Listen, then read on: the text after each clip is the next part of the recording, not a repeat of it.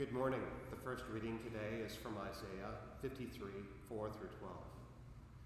This reading is from the last four passages in Isaiah that are often called servant songs. Christians are probably most familiar with this service song. In the light of Christian faith, the servant's healing ministry and redemptive suffering are understood to be fulfilled in the life and death of Christ. Surely he has borne our infirmities and carries our diseases. Yet we accounted him stricken, struck down by God, and afflicted. But he was wounded for our transgressions, crushed for our iniquities. Upon him was the punishment that made us whole, and by his bruises we are healed. All we like sheep have gone astray. We have all turned to our own way, and the Lord has laid on him the iniquity of us all. He was oppressed and he was afflicted, yet he did not open his mouth, like a lamb that is led to the slaughter, and like a sheep that before its shearers is silent.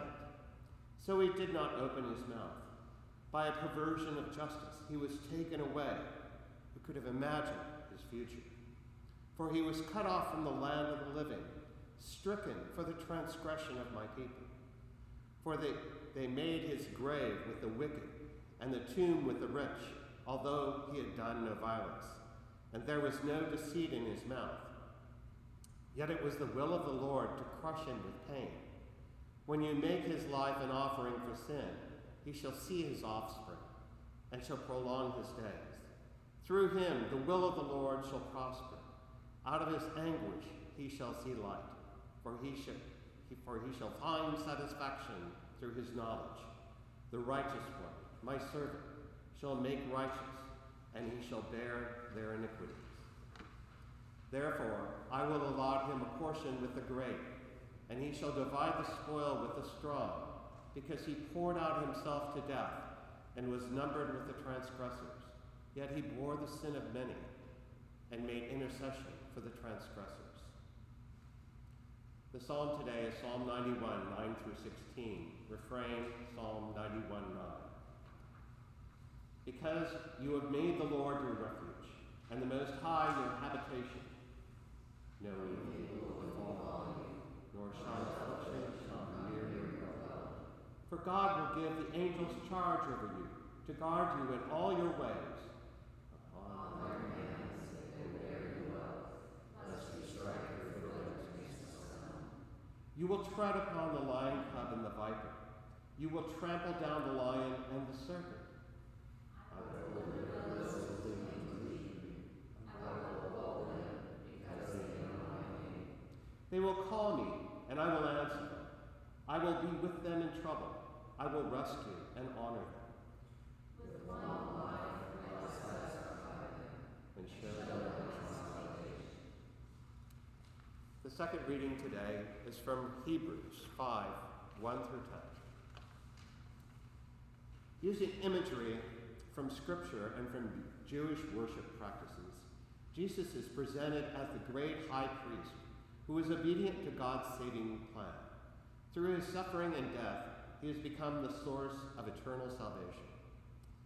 Every high priest chosen from among mortals is put in charge of things pertaining to God on their behalf to offer gifts and sacrifices for sins.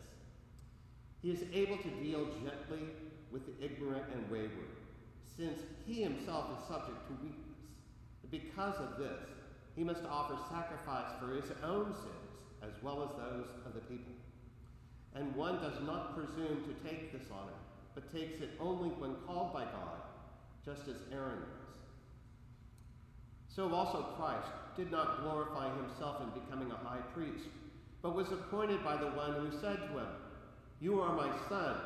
Today I have begotten you." As he says also in another place, "You are a priest forever, according to the order of Melchizedek." In the days of the flesh, Jesus offered up prayers and supplications with loud cries and tears to the one who was able to save him from death. And he was heard because of his reverent submission. Although he was a son, he learned obedience through what he suffered. And having been made perfect, he became the source of eternal salvation for all who will obey him. having been designated by God a high priest according to the order of Melchizedek.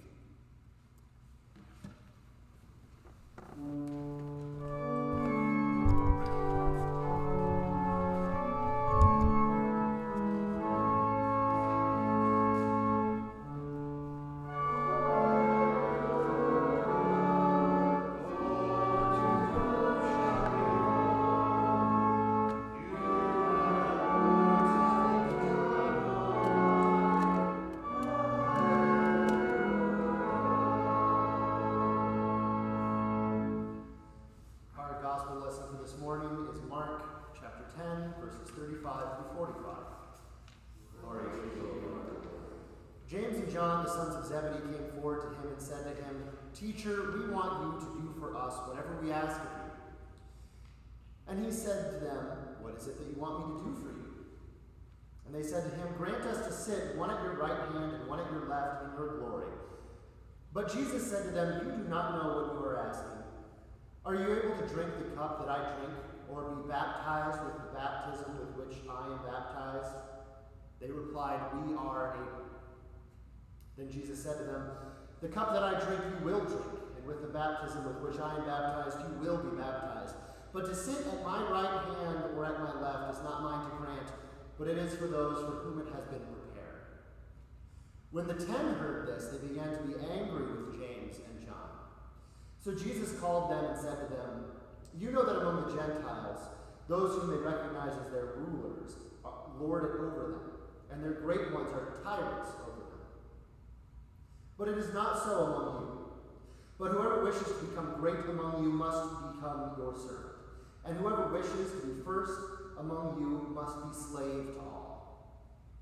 For the Son of Man came not to be served, but to serve, and to give his life as a ransom for many." The Gospel of the Lord. Praise to you, Lord Christ. You may be seated. Good morning. So, I don't want to brag, but arguably the most powerful person in the world is my servant. I'm not talking about Jesus yet. But because our view of politicians in the United States is that they are public servants, the top dog of the public servants would be the president, and therefore, me being at least part of the public, can claim that the president is my servant. So that's the whole military serves me. I feel pretty special. And it's true that this is how we talk about our leaders.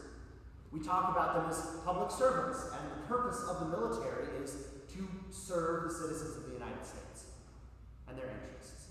And police serve and protect the people in their area.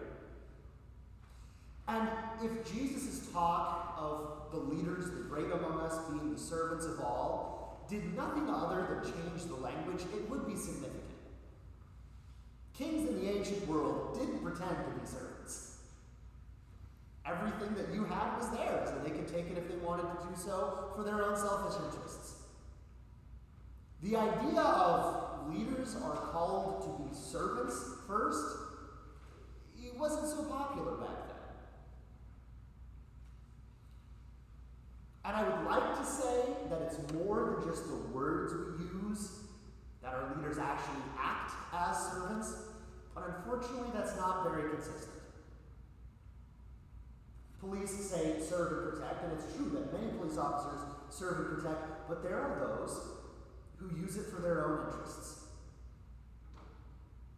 The military is there to serve the people, and while it's true that many of the best generals in all of the branches recognize that they are there to serve, there are some who do it for the fame, the power, the prestige, and the personal gain. And it's true that most politicians will tell you to your face that they're here to serve you. In reality, when I look at any leading politician in this country right now, I don't think, oh yes, the reason you've been in there for 40 years and have made millions of dollars through secret deals with moneyed interests is because you're serving me. Right. So, how did we this disparity between what we say and what we experience come from? Why do we talk about our leaders as if they are servants, as Jesus said, and yet they don't serve us as Jesus told them to? Well, to understand this, I think we have to ask a couple of questions about this text. When Jesus says the Son of Man came not to be served, but to serve, there's two reasonable questions that follow. One, came to serve whom? And two, why? So let's start with the first question. Who, or whom, is the Son of Man serving? Whom did the Son of Man come to serve? And the answer seems so obvious, but if some of us would take seriously our values and ethics and belief systems, we might get some really weird answers. There are some in this country who might put in something like, the Son of Man came not to serve, not to be served, but to serve himself. Sounds ridiculous, right? When I talk about Jesus coming not to serve, but to serve himself. And yet, it's not so far off. It was an English political theorist named Algernon Sidney, I think, but it was later attributed to Benjamin Franklin, who put the words together, God helps those who help themselves. And I've heard that a lot. And certainly our society reflects it to some extent. We can almost imagine a Jesus who believes God helps those who help themselves. A Jesus who says the Son of Man came not to be served, but to serve himself, would say, hey, listen, I'm not going to make you my servant, but nobody's going to make me their servant. You're not entitled to my labor, or my affection, or my kindness. You're not entitled to my work. If you want to have a better life, work on it. Pull yourself up by your bootstraps. Make your bed, clean your room, get a job. Do what needs to be done to make your own life better. I'll make my life better. I won't ask you to work for me. Don't ask me to work for you. But I think we can tell pretty clearly from Jesus' life and the many other things that Jesus says, that Jesus would not express the sentiment that the Son of Man came not to be served, but to serve himself. Jesus is there to serve others, to serve other people. Jesus isn't interested in his own self-interest. This is perhaps a lesson that many of us still need to learn in our own service. So what else? Maybe Jesus is serving someone other than himself, certainly. But who might that be? And we might go with the easy answer of Jesus is following in the path of servitude throughout the centuries. That is, Jesus serves the powerful. Sure, maybe Jesus is here to wash Pontius Pilate's feet. Maybe Jesus is here to make sure Herod has enough food to feed his household. Maybe Jesus is here because he needs to make sure that the wealthy establishment, the political elite, the religious establishment are doing well and taken care of. Preserve their power. And this also seems ridiculous, and yet this is another thing that we in our society commonly express in our values. We will go to the grave to protect people who really don't need our protection. And this sometimes results in some terrible exploitation of the poor, exploitation of the most vulnerable by the wealthy, by the political elite, and perhaps most nefariously by the church itself. Throughout the history of the church, we have stolen from the poor. We have pressured people into giving their life savings for the sake of building a nice new building. The church has done some terrible things for its own service. But Jesus was not here to protect the powerful,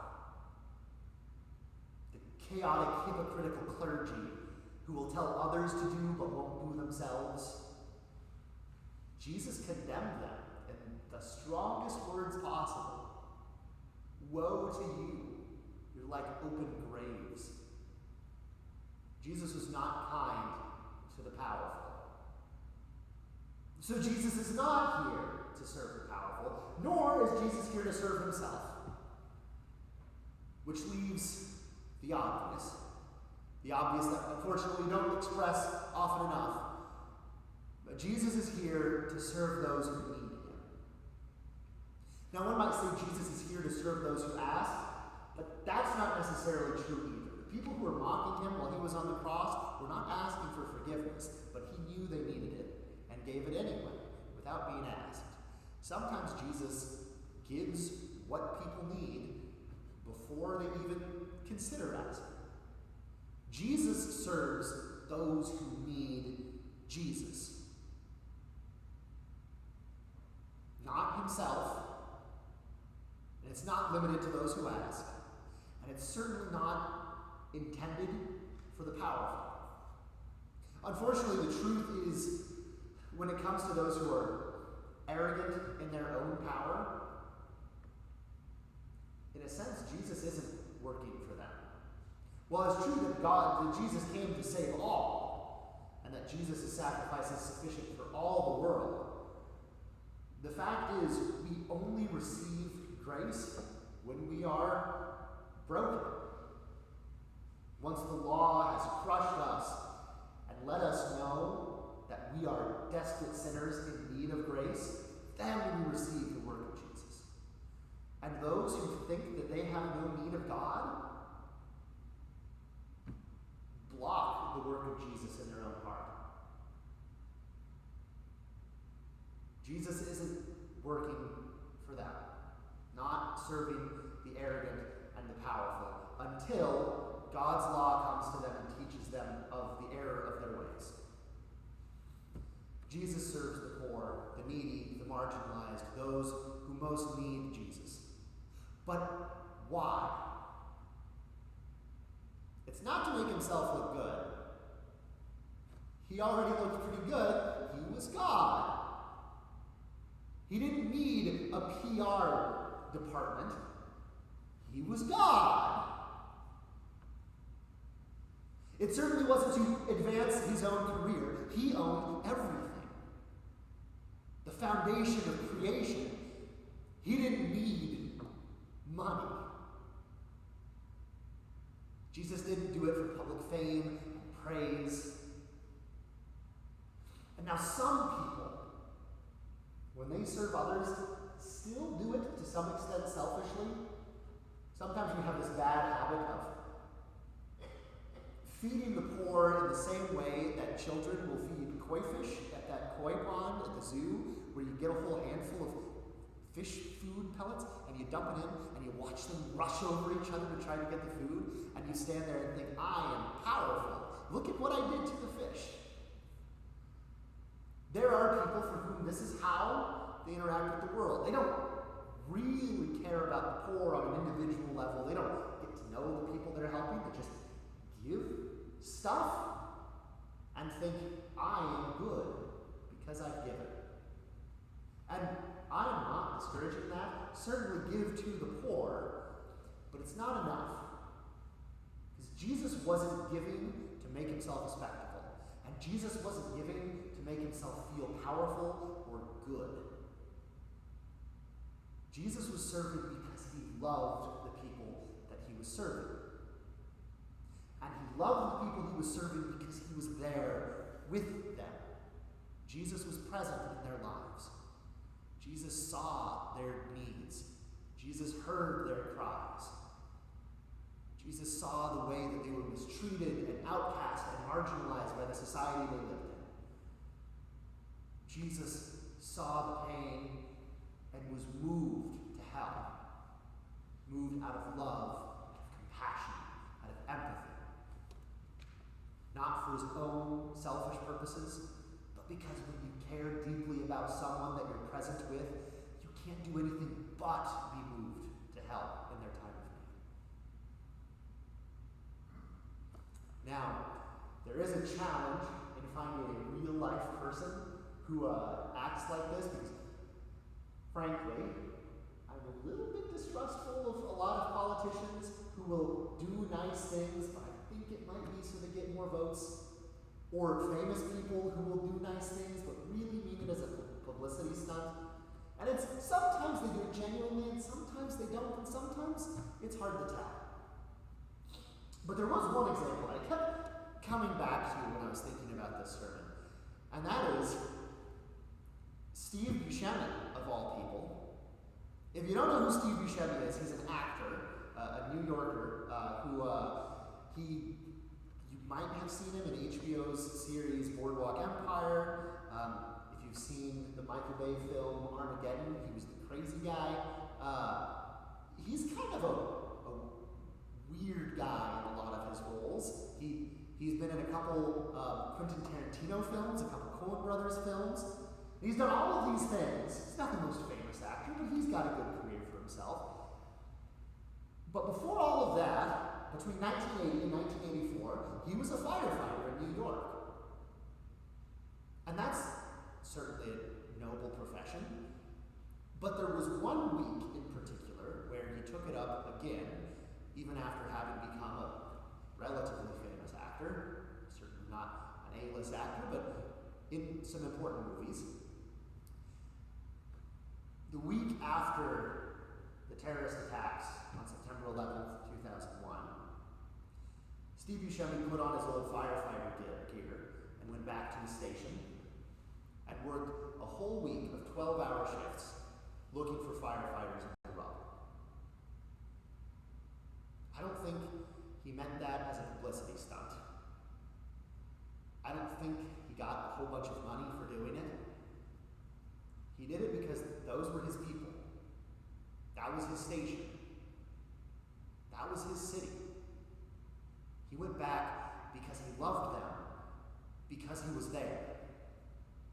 He was there with those people who were going through that.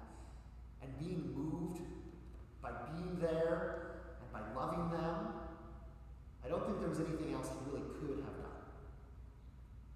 Now, again, I don't want to raise him up as the pinnacle of ethics. There may have been something wrong with this story, but at least as an example, we can say that this is what happens when we are there with and love. Those two things should be the foundation of any ethic of helping those in need. As originally modeled by Jesus, and certainly modeled by some people after. We are called by God to go out in service to those who need it most, not just holding them at arm's length and giving them what we think they might need, but by listening to their pleas for help, listening to their cries, being present in their suffering, and doing what we can with them out of a place of love, in context, being there. And we can do this in faith because we know that when our own hard times come, when the world turns against us, and all we see is loneliness and hatred, that God will be there for us. And we will see God raising our eyes to the cross as love.